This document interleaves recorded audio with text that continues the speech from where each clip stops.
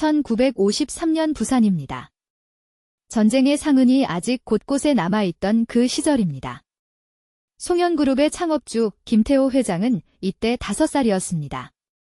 그는 자신의 이름도 부모도 모르는 아이였습니다.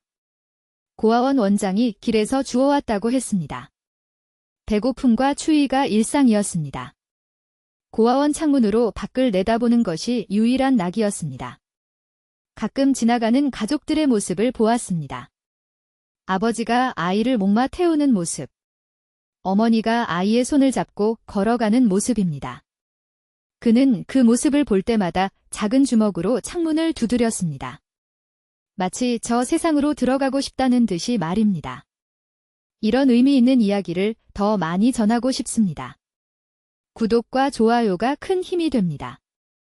10살이 되던 해, 기적 같은 일이 일어났습니다. 송씨 가문의 부부가 고아원을 찾아왔습니다. 그들에게는 자식이 없었습니다. 아이를 입양하러 온 것이었습니다. 원장은 여러 아이들을 보여주었습니다. 건강하고 똑똑해 보이는 아이들이었습니다. 그런데 송씨 부부의 시선은 구석에 웅크린 한 아이에게 꽂혔습니다. 유독 말이 없고 유독 눈빛이 깊었습니다. 그 아이가 바로 태호였습니다. 송씨 부인이 다가가 물었습니다. 이름이 뭐니? 태호는 대답하지 않았습니다. 이름이 없었기 때문입니다. 고아원에서 그냥 3번이라고 불렀습니다. 세 번째로 들어온 아이라는 뜻이었습니다. 송씨 부인의 눈가가 붉어졌습니다. 그녀가 남편에게 말했습니다. 이 아이예요. 이 아이를 데려가요. 그날부터 3번은 송태호가 되었습니다. 새 이름을 받은 것입니다. 새 가족이 생긴 것입니다. 태호에게 그것은 천국이었습니다. 따뜻한 밥, 깨끗한 옷, 그리고 무엇보다 자신을 아들이라 부르는 사람들이 있었습니다. 양부모는 태호를 친자식처럼 키웠습니다. 아니, 친자식보다 더 애지중지했습니다. 늦게 얻은 아들이기에 더 귀했습니다. 태호는 그 사랑에 보답하고 싶었습니다. 공부를 열심히 했습니다. 일을 배웠습니다. 양부가 작은 무역상을 운영했는데 태호는 어린 나이부터 그 일을 도왔습니다. 물건을 나르고 장부를 정리하고 손님을 맞이했습니다. 양부는 아들의 부지런함에 감탄했습니다. 이 아이는 분명 크게 될 것이라고 확신했습니다. 그 확신은 현실이 되었습니다. 태호는 25세 양부의 사업을 물려받았습니다. 그리고 그것을 대한민국 10대 그룹으로 키워냈습니다. 송현그룹의 탄생입니다. 태호는 성공할수록 입양 사실을 더 깊이 숨겼습니다. 창피해서가 아니었습니다. 돌아가신 양부모님의 은혜를 갚는 길은 송씨 가문의 정통성을 지키는 것이라 믿었기 때문입니다. 그래서 세상 누구에게도 말하지 않았습니다. 자녀들에게조차 말하지 않았습니다. 그의 세 자녀는 아버지가 고아원 출신이라는 사실을 전혀 모르고 자랐습니다. 현재로 돌아옵니다. 6개월 전의 일입니다. 송현그룹 이사회실에서 비밀 회동이 있었습니다. 참석자는 3명입니다. 태호 회장의 세 자녀들입니다. 장남 송재윤, 장녀 송재은, 그리고 막내 송재민입니다. 의제는 단 하나였습니다. 아버지의 유산 분배입니다. 태호 회장은 지병으로 입원 중이었습니다. 의사들은 시한부를 선고했습니다. 길어야 1년이라고 했습니다. 자녀들은 슬퍼하는 대신 계산기를 두드렸습니다. 송현그룹의 총 자산은 약 50조 원입니다. 여기에 부동산, 미술품, 해외 자산까지 합치면 70조 원이 넘습니다. 이것을 어떻게 나눌 것인가? 그것이 이들의 유일한 관심사였습니다. 장남 재윤이 먼저 입을 열었습니다. 당연히 내가 경영권을 물려받아야지. 장자 상속이 전통이야. 장녀 재은이 콧방귀를 뀌었습니다. 뭐가 전통이야? 지금이 조선시대야. 능력으로 따져야지. 내가 회사에 기여한 게 오빠보다 훨씬 많아. 막내 재민이 끼어들었습니다. 둘 다 욕심만 많지? 내가 아버지 곁에서 가장 오래 있었어. 아버지도 날 제일 아끼셔. 세 사람의 눈빛이 차갑게 부딪혔습니다. 형제이지만 적이었습니다. 피를 나눴지만 나눌 것은 재산뿐이었습니다.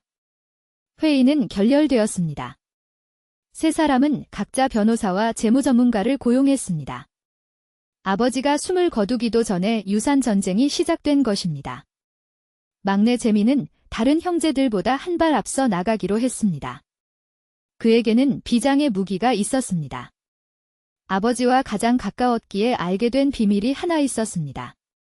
재민은 아버지의 서재에서 오래된 서류를 발견한 적이 있었습니다. 그것은 입양 서류였습니다. 아버지 송태호가 고아원 출신이라는 증거였습니다. 재민은 그 사실을 혼자만 알고 있었습니다. 처음에는 아무에게도 말하지 않았습니다. 하지만 유산 싸움이 격해지면서 생각이 바뀌었습니다. 만약 아버지가 친자가 아니라면 송씨 가문의 정통성은 어떻게 되는 것인가?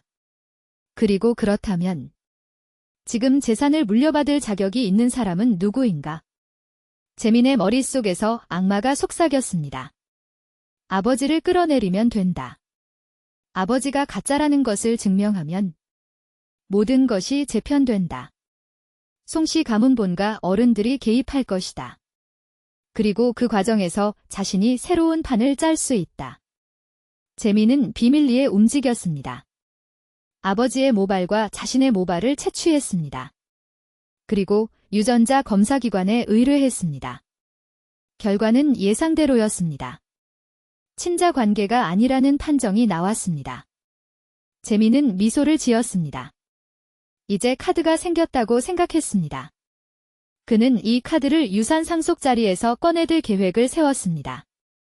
모든 가족이 모인 자리에서 아버지의 비밀을 폭로할 것입니다. 그러면 형과 누나도 충격을 받을 것입니다. 아버지의 권위가 무너지면 그 빈자리를 자신이 차지할 수 있습니다. 재민은 자신이 똑똑하다고 생각했습니다. 하지만 그는 몰랐습니다. 자신이 아버지에게 입힐 상처가 얼마나 깊은지를, 그리고 그 상처가 결국 자신에게 어떤 결과로 돌아올지를. 운명의 날이 밝았습니다. 송가 대저택에 가족들이 모였습니다. 유산 상속 회의가 열리는 날입니다. 태호 회장은 휠체어를 타고 나왔습니다. 병세가 깊어져 걷기 힘든 상태였습니다. 하지만 눈빛만은 여전히 날카로웠습니다. 평생을 사업가로 살아온 사람의 눈이었습니다. 회의실에는 변호사들과 회계사들이 배석해 있었습니다. 송씨 가문 본가의 어른들도 몇 분 참석했습니다. 유산 분배는 가문 전체의 관심사였기 때문입니다. 태호 회장이 입을 열었습니다. 오늘 이 자리에서 내 뜻을 밝히겠다. 내가 일군 모든 것을 어떻게 물려줄 것인지 말이다. 세 자녀는 긴장된 표정으로 아버지를 바라보았습니다. 이 순간을 위해 각자 온갖 계략을 세워왔습니다. 태호 회장이 서류를 꺼내려 하는 순간 막내 재민이 벌떡 일어섰습니다. 잠깐요. 아버지. 그 전에 제가 말씀드릴 게 있습니다. 모두의 시선이 재민에게 쏠렸습니다. 태호 회장이 물었습니다. 뭐가 급하냐? 재민이 서류 봉투 하나를 꺼내 들었습니다. 손이 살짝 떨리고 있었습니다. 흥분인지 두려움인지 알 수 없었습니다. 재민이 말했습니다. 여기 유전자 검사 결과가 있습니다. 아버지와 저의 DNA를 대조한 것입니다. 회의실이 조용해졌습니다. 태호 회장의 얼굴이 굳었습니다. 재민이 계속했습니다. 결과는 불일치입니다. 아버지와 저는 친부자가 아닙니다. 아니, 더 정확히 말하면요. 재민이 봉투에서 또 다른 서류를 꺼냈습니다. 이건 아버지와 송씨 가문 본가 어른들의 DNA 대조 결과입니다. 역시 불일치입니다. 아버지는 송씨 가문 사람이 아닙니다. 폭탄이 터졌습니다. 회의실이 술렁거렸습니다. 본가 어른들의 얼굴이 일그러졌습니다. 장남 재윤과 장녀 재은은 멍한 표정으로 서로를 바라보았습니다. 재민이 마지막 일격을 가했습니다. 저도 조사를 해봤습니다. 아버지는 원래 고아원 출신입니다. 친부모가 누군지 모르는 사람입니다. 이런 사람이 송씨 가문의 유산을 물려줄 자격이 있습니까? 재민은 득의양양했습니다. 자신의 계획이 완벽하게 진행되고 있다고 생각했습니다. 하지만 그 순간 그는 아버지의 표정을 보았습니다. 태호 회장은 울고 있었습니다. 소리 없이 그저 눈물만 흘러내리고 있었습니다. 70년을 지켜온 비밀이 산산조각 나는 순간이었습니다. 그것도 가장 아끼던 아들의 손에 의해서. 회의실에 정적이 흘렀습니다. 태호 회장의 눈물만이 그 침묵을 깨고 있었습니다. 70년입니다. 70년 동안 지켜온 비밀이었습니다. 부끄러워서 숨긴 것이 아니었습니다. 돌아가신 양부모님을 생각해서였습니다. 그분들이 주신 사랑에 누가 될까봐 말하지 않은 것입니다. 그 비밀이 이런 식으로 드러날 줄은 몰랐습니다. 그것도 가장 아끼던 막내 아들의 입에서. 태호 회장이 떨리는 목소리로 물었습니다. 재민아, 왜 이러는 거냐? 왜 이런 식으로 하는 거냐? 재민은 대답하지 않았습니다. 아버지의 눈물을 보고도 표정이 변하지 않았습니다. 태호 회장이 다시 물었습니다. 내가 원하는 게 뭐냐? 돈이냐? 경영권이냐? 원하는 대로 다 줄 수 있다. 왜 이렇게까지 해야 했냐? 재민이 차갑게 대답했습니다. 아버지가 가짜니까요. 이 집안의 진짜 주인이 아니니까요. 가짜가 물려준 재산을 우리가 받을 수는 없잖아요. 그 말에 태호 회장의 눈에서 빛이 사라졌습니다. 가짜라는 한마디가 그의 가슴에 비수처럼 꽂혔습니다. 평생을 가족을 위해 살았습니다. 새벽부터 밤늦게까지 일했습니다. 자녀들 교육시키고 집 장만해주고 사업 물려주려고 준비했습니다. 그런데 그 자녀에게 들은 말이 가짜였습니다. 태호 회장이 힘겹게 말했습니다. 너희 어머니 임종 때 내 손을 잡고 한 말이 있다. 당신 덕분에 행복했다고. 우리 아이들 잘 부탁한다고. 그 말 기억하냐? 재민의 표정이 잠시 흔들렸습니다. 태호 회장이 계속했습니다. 너희 어머니는 내가 고아원 출신인 거 알고 있었다. 결혼 전에 다 말했거든. 그래도 어머니는 날 선택했다. 출신이 뭐가 중요하냐고. 사람이 중요한 거라고. 그렇게 말씀하셨다. 회의실이 다시 조용해졌습니다. 장남 재윤과 장녀 재은이 고개를 떨구었습니다. 그들도 유산에 눈이 멀어 있었지만 이 정도까지는 아니었습니다. 태호 회장이 재민을 똑바로 바라보았습니다. 그 눈에는 분노가 아닌 슬픔이 가득했습니다. 재민아, 나는 너를 가장 아꼈다. 막내라서가 아니다. 너만 나를 닮았기 때문이다. 어릴 때부터 너는 배고픈 사람 못 보고 지나치는 아이였다. 약한 사람 편을 들어주는 아이였다. 그 마음이 너무 기특해서 내가 그랬구나 싶어서. 태호 회장의 목소리가 갈라졌습니다. 근데 언제부터 이렇게 됐냐? 언제부터 돈밖에 안 보이게 됐냐? 재민은 아무 말도 하지 못했습니다.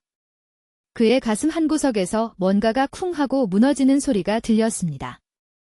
하지만 이미 돌이킬 수 없었습니다. 주사위는 던져졌습니다. 그 일이 있고 일주일이 지났습니다. 송가는 쑥대밭이 되었습니다. 재민의 폭로 이후 본가 어른들은 태호 회장의 상속 자격에 이의를 제기했습니다. 언론에도 소문이 퍼졌습니다. 대한민국 10대 재벌 총수가 고아 출신이라는 기사가 쏟아졌습니다. 태호 회장은 병세가 급격히 악화되었습니다. 충격이 너무 컸던 것입니다. 병원 중환자실에 입원한 채 면회도 거부했습니다. 장녀 재은이 아버지의 서재를 정리하고 있었습니다. 법적 분쟁에 대비해 서류들을 확인하는 중이었습니다. 그때 서재 깊숙한 곳에서 낡은 상자를 발견했습니다. 오래된 편지들이 들어 있었습니다. 재은은 호기심에 편지를 꺼내 읽기 시작했습니다.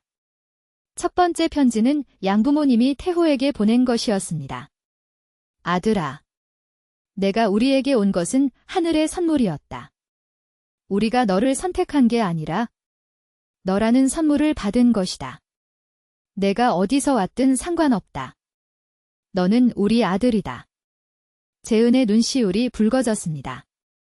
두 번째 편지는 태호 회장이 돌아가신 양어머니에게 보내려다 붙이지 못한 것이었습니다. 어머니, 저 때문에 힘드셨죠.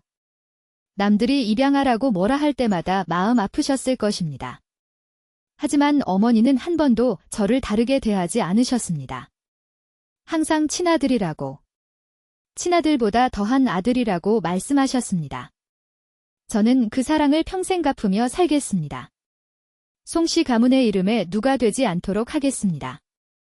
재은은 편지를 읽으며 눈물을 흘렸습니다. 아버지가 왜 그토록 열심히 살았는지 이해가 되었습니다. 입양하라는 꼬리표를 떼기 위해 누구보다 더 노력해야 했던 것입니다. 세 번째 편지에서 재은은 충격적인 사실을 발견했습니다. 그것은 아버지가 쓴 유서였습니다. 내 자녀들에게 나는 고아원 출신이다. 이 사실을 너희에게 말하지 못해 미안하다. 부끄러워서가 아니다. 너희가 혹시라도 상처받을까봐 말하지 못했다. 하지만 이것 하나는 알아주길 바란다. 내가 너희를 사랑한 것은 진짜다. 피가 섞이지 않아도 가족이 될 수 있다는 것을 나는 양부모님에게 배웠다. 그 사랑을 너희에게 물려주고 싶었다. 재산보다 더 값진 것을 물려주고 싶었다. 재은은 그 자리에 주저앉았습니다. 아버지의 진심을 이제야 알게 된 것입니다. 그리고 그 진심을 짓밟은 것이 바로 자기 동생이라는 사실이 더욱 가슴 아팠습니다. 재은은 편지들을 들고 병원으로 향했습니다. 형제들에게 보여줘야 했습니다. 특히 재민에게. 병원 복도에서 재은은 재민을 만났습니다. 재민은 폐인이 된 것 같은 모습이었습니다. 눈 밑에는 짙은 그림자가 드리워져 있었고 며칠째 씻지 않은 듯 수염이 덥수룩했습니다. 재은이 말없이 편지 봉투를 내밀었습니다. 재민이 물었습니다. 그게 뭔데? 재은이 대답했습니다. 아버지 서재에서 찾았어. 읽어봐. 재민은 편지를 받아들고 읽기 시작했습니다. 첫 번째 편지, 두 번째 편지, 세 번째 편지. 읽어나갈수록 재민의 얼굴이 창백해졌습니다.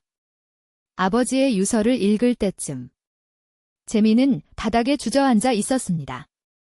재민이 울먹였습니다. 나는 뭘 한 거야? 내가 뭘 한 거냐고. 재은이 차갑게 말했습니다. 내가 한 짓이지. 아버지를 가짜라고 했잖아. 재민이 머리를 쥐어뜯었습니다. 몰랐어. 아버지가 얼마나 힘들게 사셨는지 몰랐어. 그냥 돈만 보였어. 재산만 보였다고. 재은이 한숨을 쉬었습니다. 아버지가 왜 우리한테 말 안 하셨는지 알겠냐? 우리를 보호하려고 그러신 거야? 우리가 입양아 자식이라고 놀림받을까봐. 근데 너는 그걸 무기로 썼어. 재민은 아무 말도 하지 못했습니다. 그저 바닥에 엎드려 울기만 했습니다. 그때 중환자실 문이 열렸습니다. 간호사가 나와서 말했습니다. 환자분이 면회를 원하십니다. 막내 아들만요. 재민은 몸을 부들부들 떨었습니다. 재은이 말했습니다. 가봐. 마지막일지도 몰라. 재민은 간신히 일어나 중환자실로 들어갔습니다. 그리고 아버지의 모습을 보았습니다. 온갖 기계에 둘러싸여 가느다란 숨을 쉬고 있는 아버지. 일주일 전만 해도 위험있던 그 모습이 이제는 너무나 초라해 보였습니다. 재민은 아버지 곁으로 다가갔습니다. 그리고 무릎을 꿇었습니다. 아버지. 죄송합니다. 제가 잘못했습니다. 용서해주세요. 태호 회장이 눈을 떴습니다. 힘겹게 재민을 바라보았습니다. 그리고 떨리는 손으로 재민의 손을 잡았습니다. 용서해야지. 내 아들인데. 재민은 아버지의 손을 움켜잡고 하염없이 울었습니다. 태호 회장이 힘겹게 말을 이었습니다. 내가 미안하다. 진작 말했어야 했는데. 너희가 알 권리가 있었는데. 내 비겁함이 이 지경을 만들었다. 재민이 고개를 저었습니다. 아닙니다. 제가 잘못한 거예요. 아버지 탓 아닙니다. 태호 회장이 희미하게 미소 지었습니다. 재민아, 기억해라. 가족은 피로 만들어지는 게 아니야. 사랑으로 만들어지는 거야. 나는 그걸 양부모님에게 배웠다. 그게 내가 너희에게 물려주고 싶은 진짜 유산이다. 한 달이 지났습니다. 태호 회장은 기적적으로 회복하고 있었습니다. 의사들도 놀랐습니다.